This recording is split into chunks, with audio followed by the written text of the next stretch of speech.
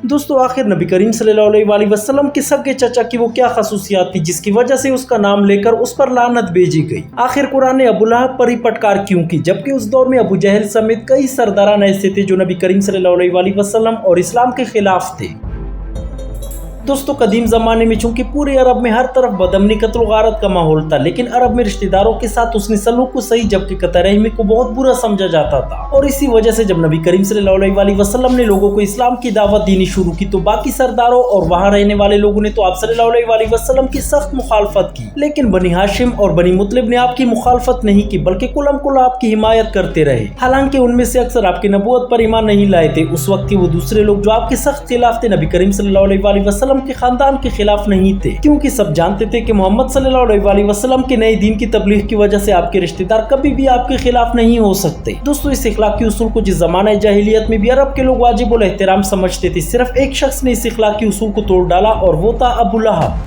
ये हजरत मोहम्मद सल्लल्लाहु अलैहि वसल्लम का चचा था। अरब में चचा को बाप की तरह समझा जाता था, खुसूसन जब भतीजे का बाप वफात पा चुका हो। अरबी मुआशरे में चचा से ये तवक्को रखी जाती थी कि वो अपने भतीजे को बेटी की तरह रखेगा, लेकिन इस शख्स ने इस्लाम की दुश्मनी और गुरूर तकब्बुर की वजह से इन तमाम अरबी रवायात को पामाल कर दिया। इसके चेहरे की चमक की वजह से इसे अबू लहब कहा जाता था। ये रसूलुल्लाह सल्लल्लाहु अलैहि वसल्लम की शान में गुस्ताखी करता, आपसे बुग़्ज़ रखता और बहुत ज्यादा अजियत पहुंचाता था। नेज़ आपको और दीन इस्लाम को हकारत की निगाह से देखता था। इसकी गुस्ताखी इस हद तक पहुंच चुकी थी कि जब आप सल्लल्लाहु अलैहि वसल्लम लोगों को इस्लाम की दावत देने जाते तो ये बदबख्त भी वहां पहुंच जाता और आप सल्लल्लाहु अलैहि वसल्लम की शान में नजीबा कलमात कहता। हजरत रबिया बिन इबाद दिली रज़ी अल्लाह तआला अन्हु इस्लाम लाने के बाद ज़माने जाहिलियत का वाक़या बयान फरमाते हैं कि मैंने बाजार में देखा कि लोग नबी करीम सल्लल्लाहु अलैहि वसल्लम के इर्द गिर्द जमा थे और आप सल्लल्लाहु अलैहि वसल्लम उनसे फरमा रहे थे कि ए लोगों ला इलाहा कहो फला पा जाओगे, जबकि आप सल्लल्लाहु अलैहि वसल्लम के पीछे एक साफ सुथरे चेहरे और बिंगी आंखों वाला शख्स खड़ा था जिसके सर पर 2 चोटियां थी और लोगों से कह रहा था कि ये बेदीन झूठा है, आप जहाँ जाते ये भी पीछे जाता। मैंने लोगों से इस शख्स के बारे में पूछा तो उन्होंने बताया कि ये आप सल्लल्लाहु अलैहि वसल्लम का चचा अबू लहब है।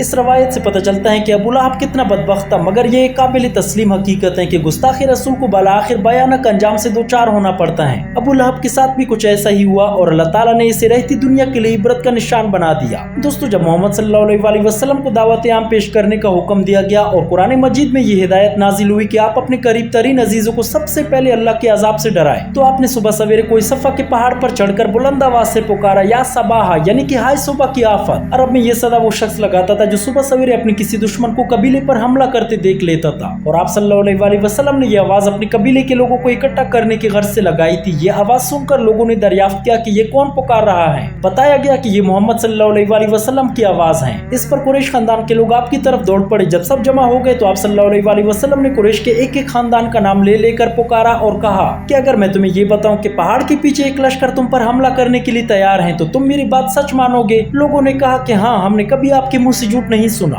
आप सल्लल्लाहु अलैहि वसल्लम ने फरमाया तुम्हें खबरदार कर रहा हूँ कि आगे सख्त अजाब आ रहा है। इस पर मोहम्मद सल्लल्लाहु अलैहि वसल्लम के चचा अबू लहब ने कहा तू बर्बाद हो जाए, क्या तूने हमें ये सुनाने के लिए जमा किया? नऊजुबिल्लाह।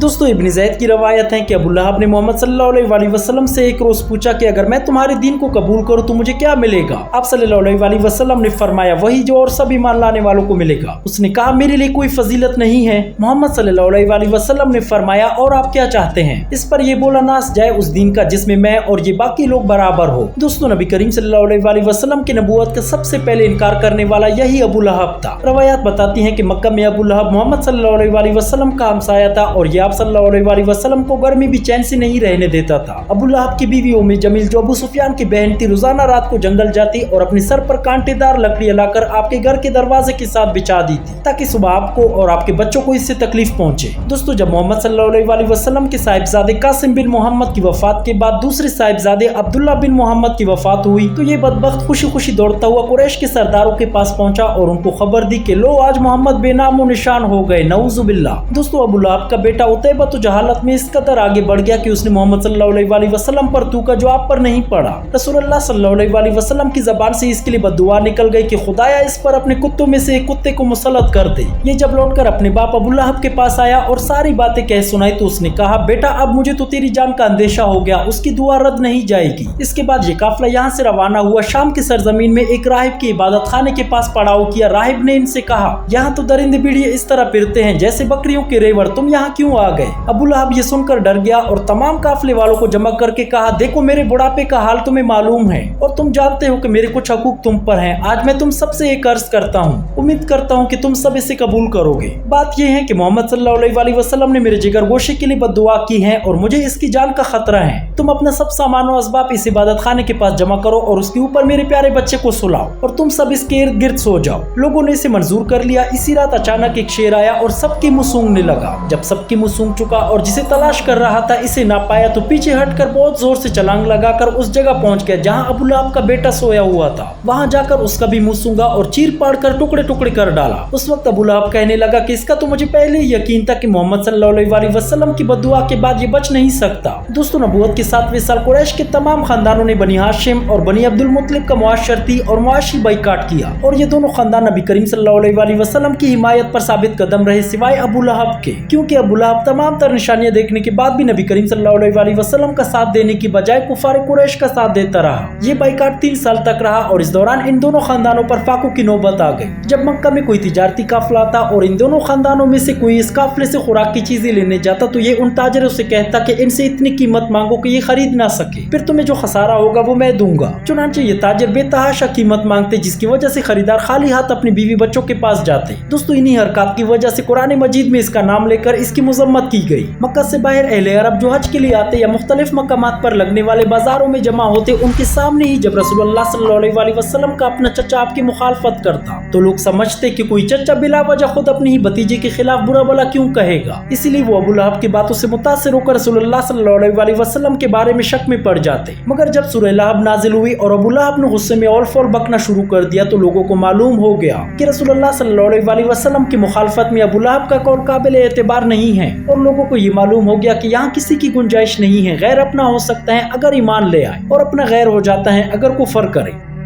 दोस्तों, अल्लाह ताला की गैज़ व गज़ब कुरान मजीद की सूरह लहब में दिखती हैं, जिसमें अल्लाह ताला ने अपने हबीब से दुश्मनी करने वाले पर लानत और फटकार फरमाई है। इस सूरत में उसी अबू लहब का तज़किरा है जिसने कुल्लेआम नबी करीम सल्लल्लाहु अलैहि वसल्लम की मुखालफत की। दोस्तों, रवायात में है कि जब तब्बत यदा सूरह नाजिल हुई और अबू लहब और उसकी बीवी उम्मी जमील की इस सूरत में मुजम्मत उतरी तो अबू लहब की बीवी गुस्से में आपे से बाहर हो गई और एक बड़ा पत्थर लेकर वो हरम काबा में गई। उस वक्त नबी करीम सल्लल्लाहु अलैहि वसल्लम नमाज में कुरान पाक की तिलावत फरमा रहे थे और करीब ही हजरत अबू बकर सदीक रज़ियल्लाहु तआला अन्हु बैठी हुई थे। उम्मी जमील बड़बड़ाती हुई आई और हजरत मोहम्मद सल्लल्लाहु अलैहि वसल्लम से गुजरती हुई हजरत अबू बकर सदीक रज़ियल्लाहु तआला अन्हु के पास आई और गुस्से से पूछने लगी कि बताओ तुम्हारा रसूल कहाँ है? मुझे मालूम हुआ है कि उसने मेरे और मेरे शोहर के खिलाफ गीबत की है। हजरत अबू बकर सदीक रज़ियल्लाहु तआला अन्हु ने फरमाया कि मेरे नबी ऐसे नहीं है कि किसी की गीबत करे। फिर वो गुस्से में पूरे हरम काबा में चक्कर लगाती फिरी, लेकिन जब नबी करीम सल्लल्लाहु अलैहि वसल्लम को ना देख सकी तो हजरत अबू बकर सदीक रज़ियल्लाहु तआला अन्हु से कहने लगी कि मैं तुम्हारे रसूल का सर को चलने के लिए ये पत्थर लेकर आई थी, मगर अफसोस कि वो मुझे नहीं मिले। ये कहकर बड़बड़ाते हुए बाहर चली गई। जब हजरत अबू बकर सदीक रज़ियल्लाहु तआला अन्हु ने नबी करीम सल्लल्लाहु अलैहि वसल्लम से इस वाक़ये का जिक्र किया तो आप सल्लल्लाहु अलैहि वसल्लम ने फरमाया कि मेरे पास से वो कई बार गुजरी मगर मेरे और उसके दरमियान एक फरिश्ता इस तरह हायल हो गया कि आंख पाड़ पाड़ कर देखने के बावजूद वो मुझे ना देख सकी।